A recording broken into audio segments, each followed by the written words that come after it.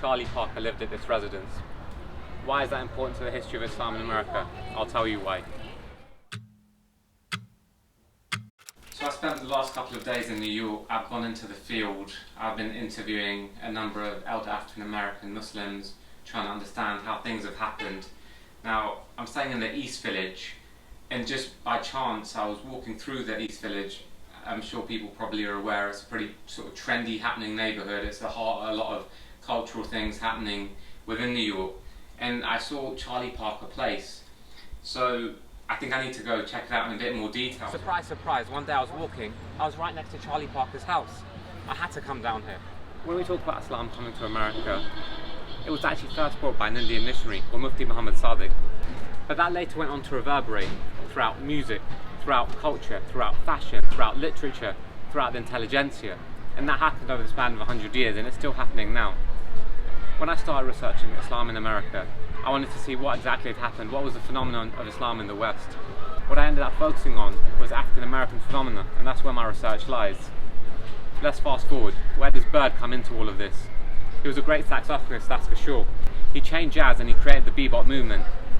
He was one of the leaders in the field, and he's still remembered to this day in and around the East Village. So what does that have to do with Islam and Mufti Muhammad Sadiq? Well, Charlie Bird Parker, he actually joined the Ahmadi Muslim community, something that's not really known about. And it's definitely not one of the things we talk about a lot when we talk about his career.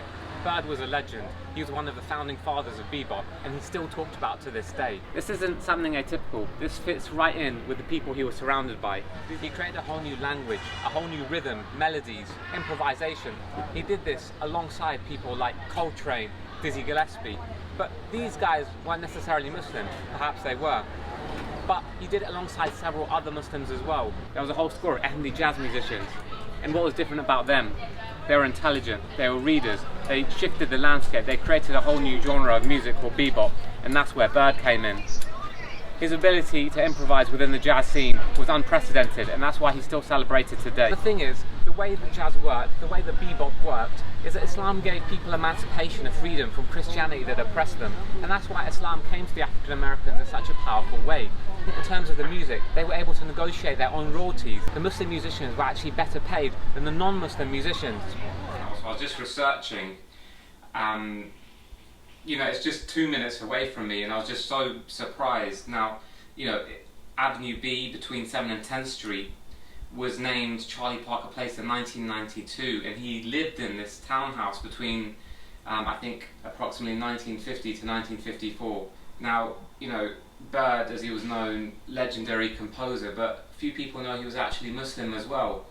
So, I mean, this fits completely. This completely fits within the package of bebop, within jazz, within Islam in New York. This is all part of a cultural fabric. And he celebrates for many reasons. The thing that struck me is that he's got a whole road named after him, Charlie Parker Place, and this is his house. This is where he used to live. When I started researching Islam in America, I didn't realise the impacts it would have on American history. What I think is pretty amazing is that we're in the East Village in New York, one of the trendiest neighbourhoods, and there's a street named after an Ahmadi Muslim. Pretty amazing stuff. So what I want to say to that is long live Bird, long live Charlie Parker and the things that he did for the jazz movement. But it didn't all end in glory for him. He unfortunately died of an overdose, and that's reflective of the jazz movement and some of the musicians that couldn't stray away from their demons within the field. But that's not the story of all the jazz musicians. We could take examples of Yusuf Lateef, Ahmed Jamal, Grammy award-winning Muslim musicians, but we have to remember Bird and what he did.